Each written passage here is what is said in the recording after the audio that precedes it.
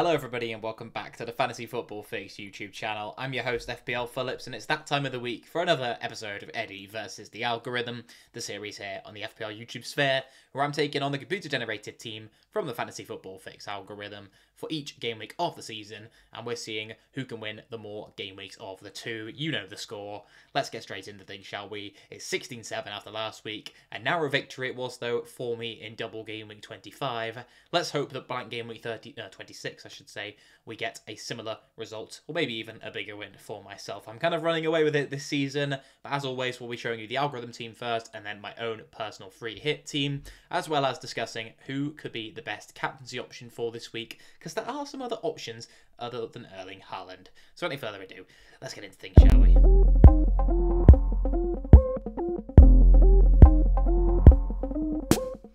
So the algorithm is lining up with a 3-5-2 formation this week. It's 63 predicted points for the computer. And in goal between the sticks, it is going to be Emi Martinez of Aston Villa. A pretty nice fixture for Villa this week. Of course, there aren't as many fixtures to pick from, but Nottingham Forest at home, it's not too bad. Awoniyi, when he's fit and available, is always going to be a threat, of course. And Villa defensively have got some issues that they're dealing with in terms of injuries. They're not keeping that many clean sheets, but Martinez is a fine keeper who can, rack up some save points on occasion as well. As far as options go for someone to go for as a keeper option this week, I don't think he's too bad of a pick at all. In defence, we're going to see a back three consisting of Anderson, Cash, and a Nuri. So a very kind of template algorithm back three. The algorithm loves Anderson. It actually quite likes 8 Nuri, but this week in particular looks great for the Frenchman at left back. I'm not sure if he still actually plays for the French national team. But yeah, Wolves, Sheffield United at home is one of the fixtures that you're going to see a lot of talk about in FPL at the moment. Mainly the midfielders, debating whether Hwang's on penalties, Neto and all that, which we'll get onto in a moment. But 8 Nuri seems like he's nailed on in that Wolves side. It's going to be the most attacking of the defenders, you'd have to say. Could pick up a centre-back like a Kilman, like a Dawson maybe, and hope for some bonus points. But if you're looking to seek out an attacking return, then a Nuri does seem a decent shout. Matty Cash has been a troll, basically, so far this FPL season. He hasn't provided all that much, bar the first few weeks of the campaign. Nottingham Forest at home, though, so a double up on the Villa defence does look like a nice opportunity for him. I'm just not too confident in them keeping a clean sheet in that one, so I maybe wouldn't have him out of all the Villa defenders anyway. I'd probably still go with Moreno, given that it looks like he's still starting over Luca Dean. And then Anderson, Burnley at home is a nice fixture for Crystal Palace. Unfortunately, they've just got a lot of injuries and so have been conceding quite a number of goals as well. Anderson, on his day, can rack up, more than capable of gathering a double-digit haul. However, just personally think there are maybe other avenues you can go down this week, but Burnley at home is definitely a nice fixture. And I think Sam Johnston is back soon as well, so that will be a boost for them when their first choice keeper is back in action. In midfield, we're going to see Hwang Hee-chan and Neto, so it's a triple up on the Wolves players. No dilemma for the algorithm this week. It is able to have all three of the best Wolves assets, I'd probably say, that you can go for at the moment. Odegaard and Saka in as well, which I really like actually, and Pascal Gross completes the midfield 5. This looks really strong, and I don't think the algorithm's had such a strong midfield, in my view, in terms of going up against what you could have as it has this week in comparison to all the other weeks previously. Basically, it's done well in terms of picking these midfielders, is what I was trying to say. Odegaard, I really like the look of. Hwang Hee-chan, probably on penalties as well. Neto, they're basically the two that people are choosing between for a 50-50 this week. You'll see Hwang Hee-chan on this video thumbnail, as well as pretty much every other thumbnail on YouTube this week, and for good reason. Back from the Asia Cup, playing up front in a team when he's registered as a midfielder. As I said, probably on penalties as well. There's a bit of a dilemma about that, trying to figure out who's actually been on them when certain players are on the pitch, certain players are off the pitch, all that jazz. But Hwang Hee-chan looks like he might well be on them. Neto has been racking up the assists and goals himself as well, and they do tend to do rather well when playing together. Pascal Gross is another one that I do like. Picked up a few attacking returns as of late. He's been ticking along nicely. Brighton face Everton at home, which is another nice fixture for them. They have been scoring a pretty decent number of goals. And yeah, Pascal Gross is more capable of picking up an attacking return or two in that game, I would say. And then finally, up front, we're going to see Ollie Watkins and Erling Haaland, who does take the captain's armband for the algorithm. Like that striking pairing, of course. Two of the best strikers you could own at the moment in FPL, probably, alongside Dom Solanke, maybe. With Darwin Núñez looking like he might have injury issues, will people be making the switch over to Watkins or Solanke? You'd probably say so. But Solanke does have that double coming up, which is something to consider if you are making that transfer this week. On the bench, it's going to be Ivan Toney, Diogo Dalot, and then Mitchell. So another Palace defender. We've got Dalot in here. Fulham at home, a nice fixture for United. Was contemplating having a few United assets myself in my side. We'll get on to which ones I did decide to go with in a minute. And Ivan Toney looks like a nice option too. He's, of course, got guaranteed fixture in game week 29. So if you're not using the free hit in that week, Ollie Watkins has a fixture as well, but Ivan Toney is another forward, and Brentford assets in particular are ones we're probably going to want in game week 29. Whether you're getting there with transfers, or whether you're getting there with a free hit when it comes up to it, that I suppose is up to you and your individual chip strategy.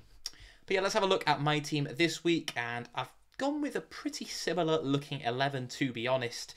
I've stuck with Martinez in goal, but I haven't gone with the double up on Villa defence. I've gone with Reguilon, who's been looking very attacking on a lot of set pieces as well for Brentford. They do tend to get quite a lot, and he's been on a lot of the corners and the free kicks. So if they get an opportunity from one of those, you'd hope that Reguilon can maybe pick up an attacking return. Not just that, from open play, he's been getting into the box a hell of a lot, had a few shots here and there as well.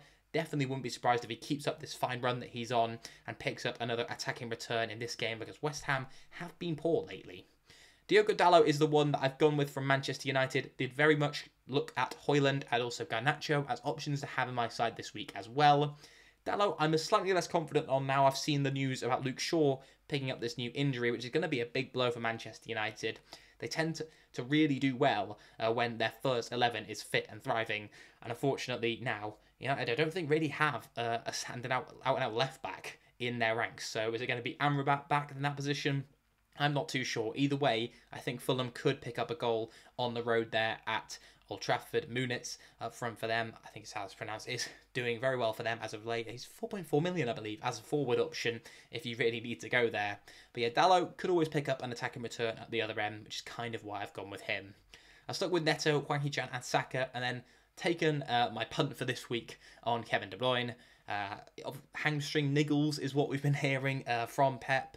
Whether he'll start against Bournemouth, I'm not overly confident, but I had the money to go there, and even off the bench, I'd back De Bruyne to maybe get a return or two if he's given 20 or 30 minutes maybe. So De Bruyne is my punt. If he doesn't feature at all, then Douglas Luiz off the bench I'm more than happy with. He looks like a good asset to go for if you're not tempted by one of the Wolves boys, or you just want someone who's guaranteed a fixture in game week 29, so that's why he's there. And then I've gone with Watkins, Toney and Haaland all up front. So yeah, a pretty boring lineup really. Got Taylor on the bench and Maguire as well. But yeah, nothing too much more interesting. Sorry, I've not gone too different to the algorithm in this week's edition. But we'll have a quick discussion on the captaincy then, just to wrap things off.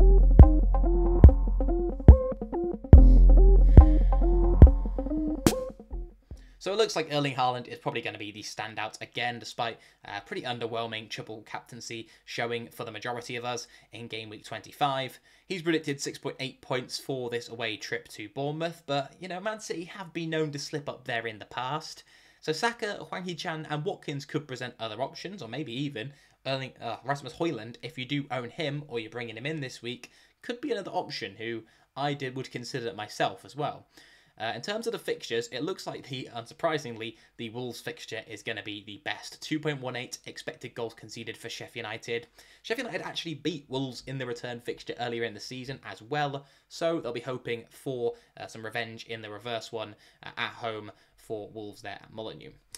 We've then got the Bournemouth fixture being the third strongest, with Newcastle actually being the second weakest defence of the bunch out of these four, with Nottingham Forest fearing the toughest defence to get one past. So maybe Ollie Watkins could not be the option this week, and Saka looking a more likely pick to go for. In terms of teams as well, Arsenal being the strongest attack, only very narrowly though, pretty much tied with Man City in terms of XG for them. Wolves only on 1.4 XG per 90, but they are up against some of the big boys here, and that's why we don't often captain a Wolves player. But a lot of the bookies do have Wolves listed down to put at least 2, maybe even past Sheffield United. So this fixture really does make up for perhaps the lack of how great they are in attack. And they have been missing some players as of late. We've got expected FPL points going in favour of Erling Haaland, of course, Saka in second, Watkins in third, and then Hwang Hee-chan rounding off the rest. But that is, something to consider, that we've got Haaland predictably in first, Hwang Hee-chan predictably in last. Could you consider putting an armband on a player like Hwang Hee-chan? I'm pretty sure I would consider it. Just maybe bringing him in is going to be enough of a differential for people. His live ownership now on 4.7%, but given his popularity in the FPL space, I imagine that will be a lot higher when the deadline rolls around for gameweek26. But yeah, that's going to wrap up this week's edition of Eddie versus the Algorithm. I hope you really did enjoy it. Let me know if you got this far in the video down below in the comments, and comment down below which team you think is going to come out on top, myself or the Algorithm. I appreciate it. It's a very small difference between the two this week, only a few players being of note. But yeah, thank you very much for tuning in once again. Leave a thumbs up if you did enjoy. And yeah, hope to catch you in the next one. I'll see you very soon. And good luck for this game week. May your arrows be green.